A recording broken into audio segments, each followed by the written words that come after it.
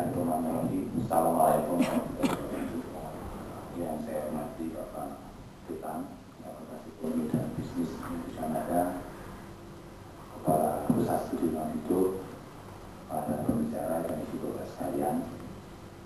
Pertama, saya ingin menyampaikan permintaan maaf dari Pak Rektor yang pagi ini tidak bisa bersama karena tidak ada rumah ini karena kemarin sore, hari ini sore Pak Rektor berangkat ke Korea, sehingga ini pada saya mewakili beliau. Tapi kemarin saya dapat SMS dari Pak Rektor yang menyampaikan selamat workshop, juga salam hangat dari Pak Rektor.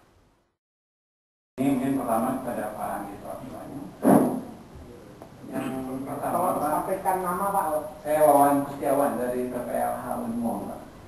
Pusat Penelitian Lingkungan Hidup Universitas Mulawar. Yang ketiga, mungkinkah kita ini berperilaku mulia?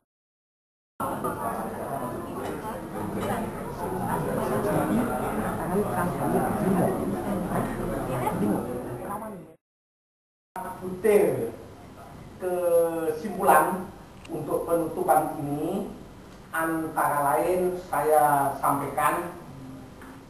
Pertama, konsep pembangunan ekonomi yang berorientasi pada pembangunan berkelanjutan atau sustainable development memerlukan sinkronisasi berbagai peraturan lintas departemen sehingga perlu koordinasi yang kuat pada level atau tingkat pembuat kebijakan.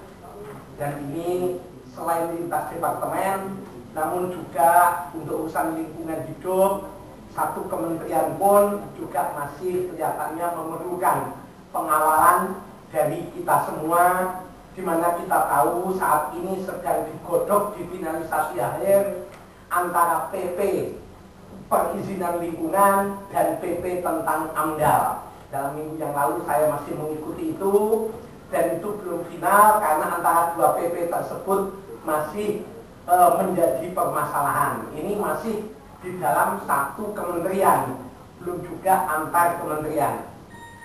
Yang kedua, posisi negara Republik Indonesia, di mana sebagai salah satu negara yang memiliki sumber daya, baik sumber daya alam maupun sumber daya manusia, secara ekonomi politik kurang diuntungkan karena antara lain kontrak kerjasama banyak yang mengikat jangka panjang, terutama eksploitasi sumber daya alam menyangkut migas dan pertambangan 20-30 tahun.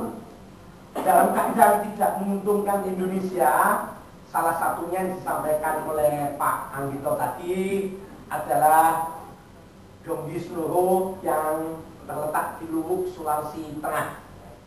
Yang ketiga, perlu perhatian dari para pemimpin nasional mengenai isu perubahan iklim, mengingat implikasi ekonomi politik lingkungan, sehingga mestinya ada tindakan konkret mengenai hal tersebut, bukan sekedar bersifat euforia saja, di mana Dewan Nasional Perubahan Iklim itu ketuanya adalah Pak Rahmat Witoelar, mantan Menteri Lingkungan Hidup, yang sampai sekarang kita masih terus mengawal bagaimana gaung dari Dewan Nasional Perubahan Iklim tersebut.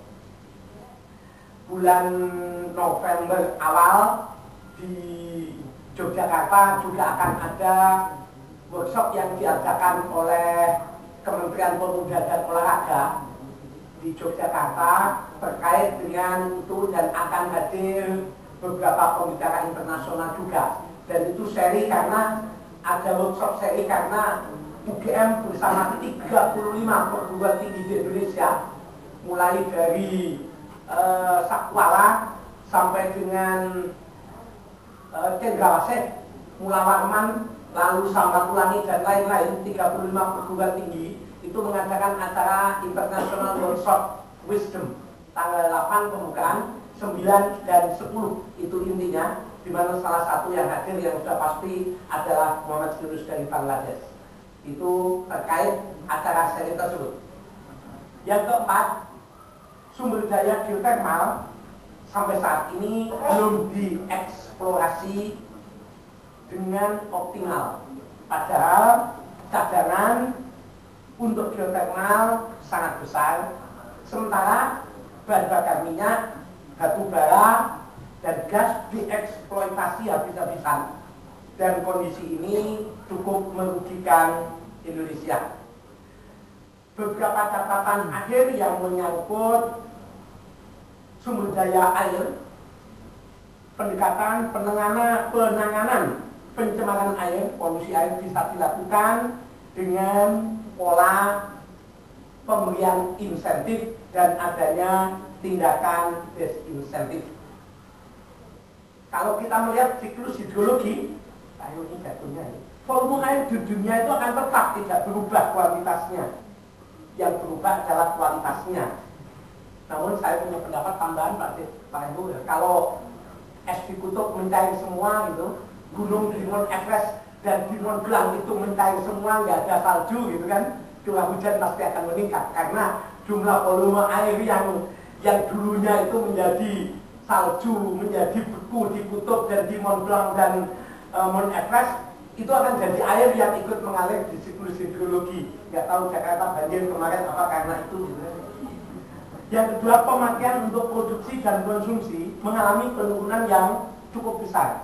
Mekanisme harga pasar dan kebijakan penentu harga oleh pemerintah dapat menentukan volume drain air bersih akan mengalir kembali ke dalam tempat mandi. Yang menyangkut pangan, sumber daya pangan pertanian berlimpah bagi bangsa dan penduduk Republik Indonesia ini, tapi ternyata tidak selalu berjalan seirama dengan peningkatan kesejahteraan masyarakatnya. Ada berbagai penyebab, berbagai macam alasan, management failure, policy failure, dan distribution failure.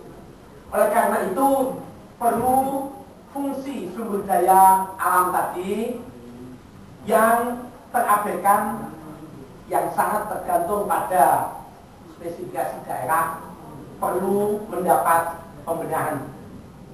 Nah, oleh karena itu kemudian yang terkait dengan energi, kebijakan pemerintah ke arah energi campuran, renewable energy masih di bawah 5% dari kebutuhan energi secara keseluruhan. Produksi minyak semakin lama semakin turun. Saat ini yang dikuasai kontraktor asing lebih dari 80%. Investasi sangat mahal untuk minyak dan gas bumi karena lokasinya yang dalam, sehingga Indonesia harus menggandeng kontraktor asing dengan pola yang tadi Pak Anito sudah uraikan, di mana probabilitas untuk minyak seperti main judi, keberhasilannya 1/20. Seperti Donggi Solo ketika eksplorasi, ceritanya cadangannya terbesar di dunia, tetapi ketika dieksploitasi, orang pemboran bilang rumahnya ketemu Pak Eko, tetapi penghuni rumahnya sudah hilang. 2016 produksi minyak Middle East mulai turun, Timur Tengah. Oleh karena itu perlu melirik bagaimana kemungkinan kalau energi nuklir masuk ke Indonesia. Tadi disampaikan bahwa 1 kg energi nuklir sebanding dengan berjuta-juta ton batu bara. Ini antara lain yang menjadi beberapa butir kesimpulan dari workshop tentang sumber daya alam Indonesia. Mari kita kawal bersama, khususnya pada ibu bapak yang hadir di sini maupun ibu dan bapak yang tidak sempat hadir di sini, namun bisa ikut berpartisipasi hal tersebut. Terima kasih para pembicara, Pak Eko, para panitia dan siapa saja, khususnya para peserta workshop ini yang sudah memberikan masukan sedikit banyak, dan tentu saja workshop ini akan ditindaklanjuti. Kita sekalian akan menindaklanjutinya menjadi upaya-upaya